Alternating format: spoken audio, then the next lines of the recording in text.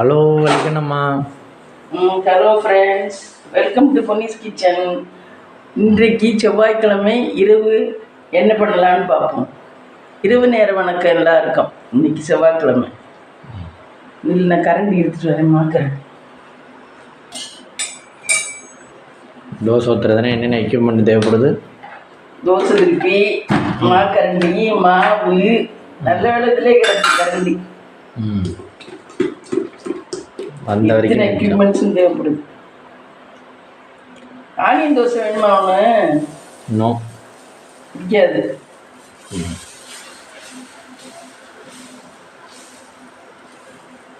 வெறும் தோசையாக சாப்பிடுவேன், ஆனியன் தோசை சாப்பிட மாட்டேன். ஆனியன் தோசை சூப்பராக இருக்கும்.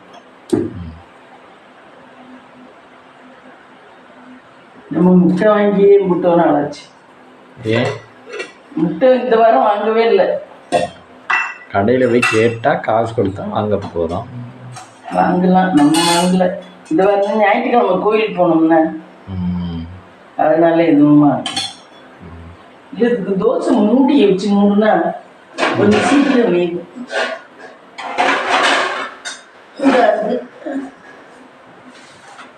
அதனே கீழே எக்ஸஸ் பாத்திரம்னா வச்சுருக்கீங்களா? எக்ஸஸ் பாத்திரம் இல்லை.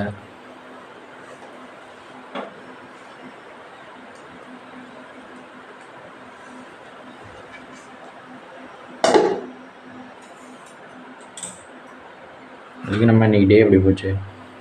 டே நல்லா தான் போச்சு.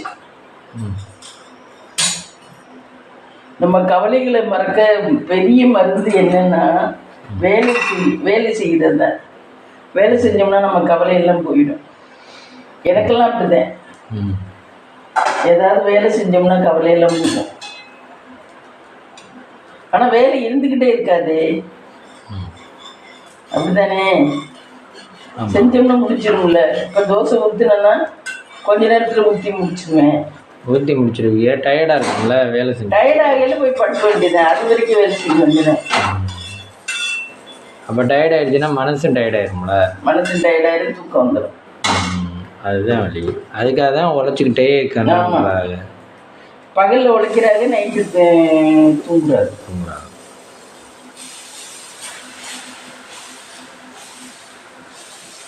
அப்புறம் வழிக்கு நம்ம புதுக்கோட்டை போனீங்க, என்ன வேண்டியிருந்தீங்க? புதுக்கோட்டைக்கு போயிட்டு கொய்யாப்பழம் தான் வாங்கிட்டு வந்தோம் ஃப்ரெண்ட்ஸ். 1 கிலோ 100 ரூபாய்ன்னு. சூப்பராச்சு தான், ஆனால் டேஸ்டே இல்லை. சாப்பிட்டு பார்த்து வாங்கலையா? சாப்பிட்டு பார்த்து அங்கே வாங்கல, சாப்பிட்டு பார்க்கல. நேரம் ஆயிடுச்சுன்னா அப்படி இந்தியா போயிட்டோம். அங்கே போய் சாப்பிட்டாக்க நல்லாவே இல்லை, டேஸ்ட் இல்லை. அது எங்கள் வீட்டு கொய்யா மரமும் அப்படிதான் இருக்கு. தண்ணி சொதன்னு ஒரு மாதிரி இருக்கு. தண்ணி சத்து பத்தலையா? தண்ணி சத்து ரொம்ப போச்சு. தண்ணி சத்து ரொம்ப போச்சு. அளவா இருந்தாதே ருசி. அளவா இருந்ததே டேஸ்டா.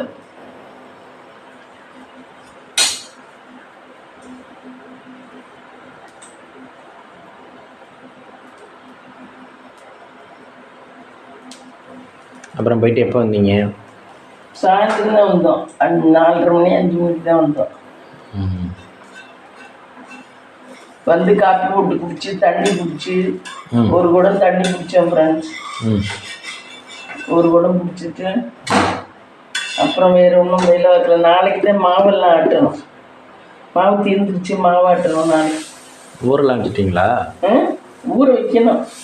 இப்போ நைட்டு ஊற வச்சுட்டு படுக்கணும்.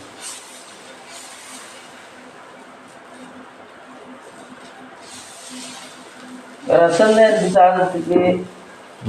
ரசம் இருக்கு, கீரை இருக்கு. இன்னைக்கு வேற ஒன்றும் செய்யல, கீரை ரசம் இதை செஞ்சேன். பழைய உருண்டை குழம்பு கொஞ்சம் கிடந்துச்சு, அதனால மதியம் அதை வச்சு சாப்பிட்டாச்சு. ஆமாம், எனக்கெல்லாம் இனிமேல் செமிக்காது. நான் அதனால கீரையை வச்சு சாதத்தை வச்சு சாப்பிட வேண்டியதான். கீரை நைட்டு சாப்பிடக்கூடாது. வலிக்கு நம்ம நைட் ட்ரெஸ் இதே தானே? நைட் ட்ரெஸ்ஸா? இது இந்த சாரி தான் கட்டிப்பீங்களா? ஆமாம். இதெல்லாம் வீட்டுக்கும் கட்டிக்கலாம், வெளியே கோயிலையும் கட்டிக்கலாம். எல்லாத்துக்கும் வேர்க்காதா? வேர்க்காது. இன்னும் நமக்கு நல்ல வெயில் வேர்க்கல இல்லை, அந்த மாதிரி வெயில் நேரத்துல இது கட்ட முடியாது. அந்த ரொம்ப அப்படியே ஏசி தான் போட்டால் தூங்கணும்னு இருக்குல்ல, அந்த நேரத்துல தான் இதெல்லாம் கட்ட முடியாது. இப்போ கொஞ்சம் குளிராக தானே இருக்கு, பொழுது விடியல ஃபேன் நிறுத்துற மாதிரி தானே இருக்கு, அப்படி தானே? ஆமாம், பொழுது விடியல நான் என்ன பண்ணுவேன்னா ஃபாஸ்ட்டாக ஓடிக்கிட்டு இருக்கேன் 4ல், அதான் 3ல் குறைச்சி வைப்பேன். பொழுது விடியல ஒரு ஸ்டேஜ் குறைச்சி வைப்பேன், ஒரு சுற்று நான் நிறுத்திடுவேன். எந்திரிச்சு எனக்கு குளிர்ற மாதிரி இருக்கும், எந்திரிச்சு நிறுத்திடுவேன். நம்மளால ஃபேன் இல்லாமல் இருக்க முடியாது. அது நீங்களாம் ஃபேன்லேயே பிறந்து ஃபேன்லேயே வளர்ந்தேன். ஃபேன் இல்லாமல் நம்மளால் இருக்க முடியாது. அதனால் நாங்கள் கிச்சனுக்கே ஃபேன், குட்டி ஃபேன் போடலாமான்னு பார்க்குறோம். வெங்காயம் அவ்வளோ பெரிய கிச்சன் கட்டியிருக்கவங்களே ஃபேன் போடலை. அவ்வளோ பெரிய கிச்சன்னா விசாலமாக இருக்கும்பா, விசாலமாக இருக்கு, காற்றோட்டமாக இருக்கும், காற்று வந்துட்டு போகும். எப்படி நம்ம வாசலில் நின்னா வேர்க்குமா? ஆமாம் ஆமாம், வேர்க்காது. வாசலில் நைட்டெல்லாம் படுத்தா சூப்பராக இருக்கும். ஆளுங்க நிறைய பேர் இருந்தால் படுக்கலாம். ஒரு 5-6 பேர் 10 பேர் இருந்தா படுக்கலாம். ஒரு 4 பேர் வெளியே படுக்கலாம், 4 பேர் உள்ளே படுக்கலாம். அந்த காலத்தில் அப்படிதான் வீட்டில எல்லாம் ஆள் இருக்கும். இப்போதான் அதெல்லாம் இல்லை. அந்த காலத்தில் நீங்கள் எப்படி படுப்பீங்க? நாங்களாம் சின்ன சின்ன கீப்பத்தியில் படுப்போம். எத்தனை பேர்? நாங்கள் எத்தனை பேர்? பிள்ளைகளே 5-6. இதில் மக மாப்பிள்ளை, மூத்த மக மாப்பிள்ளை கல்யாணம் ஆகி ஆண்தாச்சி ஐத்தானோ வந்திருப்பாங்க. ஐத்தானோ ஆண்தாச்சி அங்கே இது படுப்பாங்க, அப்பத்தா படுப்பாங்க, எல்லாரும் படுப்பாங்க. உங்கள் அப்பச்சி ஆத்தாலாம் எல்லாரும் தான் இங்கே தான் வெளியே தான் படுப்போம். அப்பச்சி பெஞ்சு போட்டு வெளியே வாசலில் படுத்துருவாங்க, நாக்காளி போட்டு. நாக்காளியில் படுத்தா தரை சுடாது, அதனால காற்று நல்லா வரும். அப்போதான் ஒருக்கா அவங்க ஒரு நாக்காளி எடுத்து போட்டு வாசலில் மெத்தையை போட்டு படுத்துருவாரு. நல்லா தான் இருக்கும் இயற்கையாக. அதுவே பொழுது முடியல குளிரும், எழுந்திரிச்சு வந்து இங்கிட்டு படுத்துக்கிறது. நாங்களாம் தண்ணியை தொளிச்சு விட்டு வாசலில் இது தண்ணி தொளிச்சு விட்டு அது மேலே எதையாவது விரிச்சிட்டு நாங்கள் 4-5 பேர் படுப்போம். ஆனால் அது சூடு ஏறும், திருப்பி நம்ம ரொம்ப நேரம் படுத்த உடனே நிலச்சூடு ஏறும். அப்புறம் திருப்பி வந்து இங்கே கீப்பத்தியில் வந்து கொடுக்குறோம்.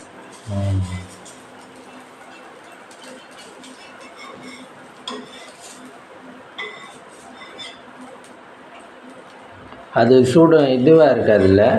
இது இது நல்லா வாசல், இந்த வெயில் வந்து அடிச்சது, நல்லா தண்ணி ஊற்றிருவீங்களா? அது மேலே தண்ணி தொளிப்போம், அது அத்தாலும் இது சூடாக தான் இருக்கும். அடியில் என்ன போட்டு கொடுப்பீங்க? பாய், இந்த பர்மா பாய் சொல்லிட்டு ஒரு பாய் இருக்கும், அந்த பர்மா பாய் போட்டு படுக்கிறது. அது மேலேயே சூடுலாம் வந்துடும்.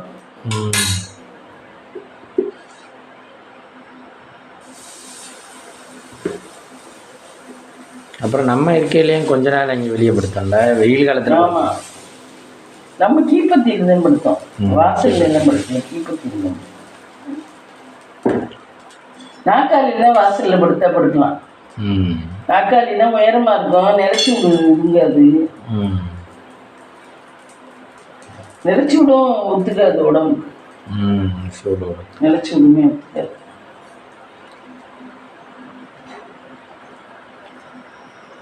அந்த காலத்தில் ஏசி எல்லாம் கிடையாது. அந்த காலத்தில் ஏசி கிடையாது, ஃபேனே கிடையாதுன்னா எங்கள் அப்பத்தா காலத்துலலாம். அவங்கெல்லாம் வாழலையா?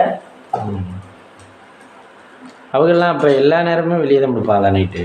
அவங்க வீடு இந்த கொல்லைப்புக்கு. ஆனால் பாம்பு எங்கே வரும்னு யோசிக்க மாட்டாங்க. இங்கிட்டு கதவை திறந்து விட்டு அவங்க நடு ஹாலில் படுப்பாங்க.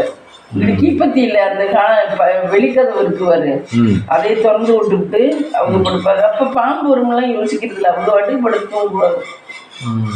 பாம்பெல்லாம் வந்தாலும் அதை அடைஞ்சு இருந்துக்க இடம் இருக்கும்போது விரட்டி விட்டுருவாங்களா எப்படி? விரட்டி அவங்க பார்க்கவே மாட்டாங்க. கட்டக்கிட்ட வச்சு. ஆனால் ஆள் வீட்டுக்கு அதெல்லாம் சாத்திட்டு தான் படுப்பாங்க நைட்டுக்கு. ஆள் வீட்டு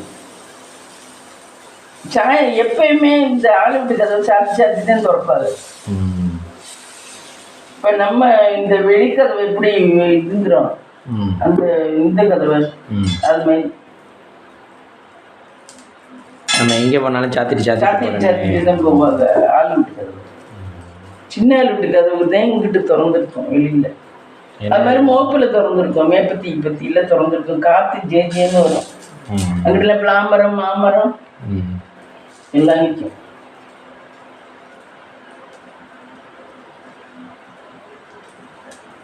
உனக்கு சாதம் கொஞ்சம் இருக்கு.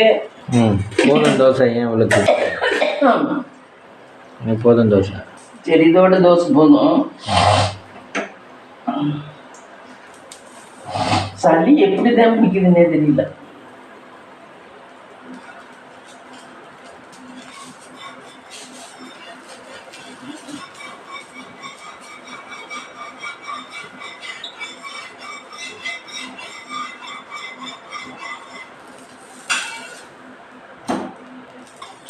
திரிய மாத்திடலாமா?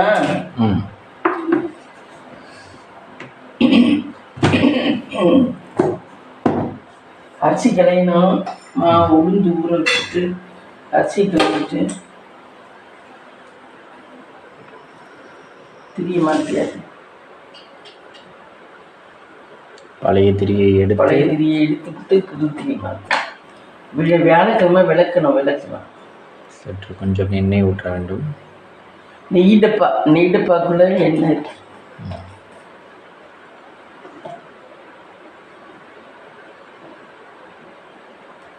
இது கேலண்டரே எண்ணெயா போச்சு இருக்கு. அந்த நெய் பட்டு பாரு, இந்த எண்ணெய் பட்டு சேர்த்து வைக்கக்கூடாது. சேர்த்து வச்சு கேலண்டரே எண்ணெயா போச்சு. அது பழைய கேலண்டர் தானே? இல்லை, 2025. மகாலட்சுமி தான் 2026.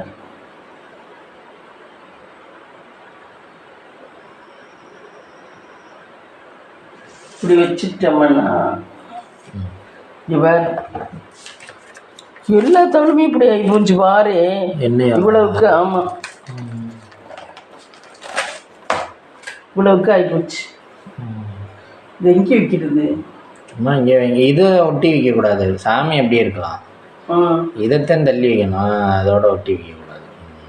இங்கே தள்ளி வைக்கணும். அதில் சுத்தம் பண்ணுறேன்னு அதை ஒட்டி வச்சு சரி அங்கே உள்ளே மாற்றிட்டு வந்துடும்.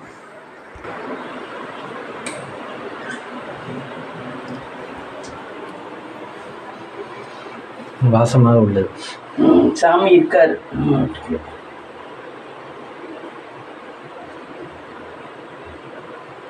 நம்ம பொண்ணே இருக்காரு. தாரணை சொல்லுவேன்ல, ஆயா வாசமாக இருக்கு ஐயா. நம்ம வீடு தாரணை சொல்லுவேன். என் பேரே சொல்லுவேன் ஃப்ரெண்ட்ஸ். எங்கள் வீட்டு சாமி ரொம்ப வாசமாக இருக்குது அப்படிங்க. இத்தனைக்கும் நான் எப்பயாவது இன்னைக்கு கூட சாம்பிராணியெல்லாம் ஏற்றலை. ஆனால் நாங்கள் சுத்தமாக இருந்தால் மட்டும்தான் சாமி ரூமுக்குள்ளே வருவோம். முடி வெட்டிட்டோ நெகம் வெட்டிட்டோ எதுவும் பண்ணிட்டு வர மாட்டோம்.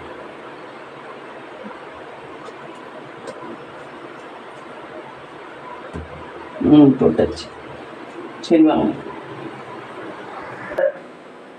இட்லி அரிசி சீயா அரிசி 2 டம்ளர் போட்டுக்கிறேன்.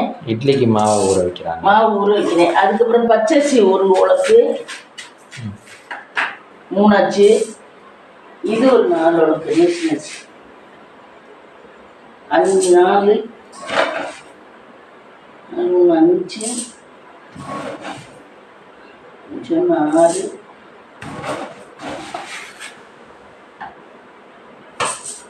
7 உலக்கு ஃப்ரெண்ட்ஸ். 7 உலக்கு உளுந்து எவ்வளோ போடுறேன்னு பாருங்க.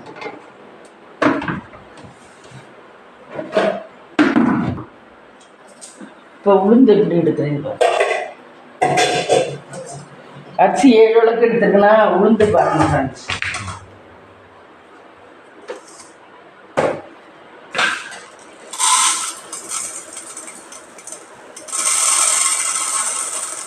உலக்கு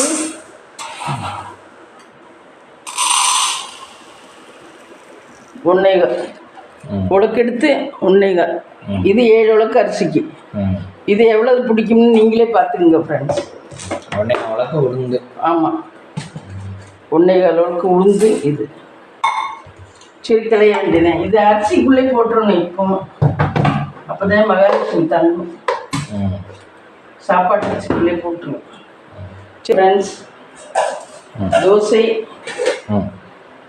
சாதம் கொஞ்சம், ரசம் கொஞ்சம் இருக்கு, சப்பாத்தி காலையில் போட்டது 2 இருக்கு, உருண்டை குழம்பு கொஞ்சம் இருக்கு. இதுதான் இன்னைக்கு. பொடி வேணா வச்சுக்கலாம். இட்லி பொடி இருக்கு. இட்லி பொடி வேணா வச்சுக்கலாம் தொட்டுக்கிறது. இதுதான் இன்னைக்கு. இந்த வீடியோ பிடிச்சிருந்தா லைக் பண்ணுங்கள், ஷேர் பண்ணுங்கள், கமெண்ட் பண்ணுங்கள், சப்ஸ்கிரைப் பண்ணுங்கள்.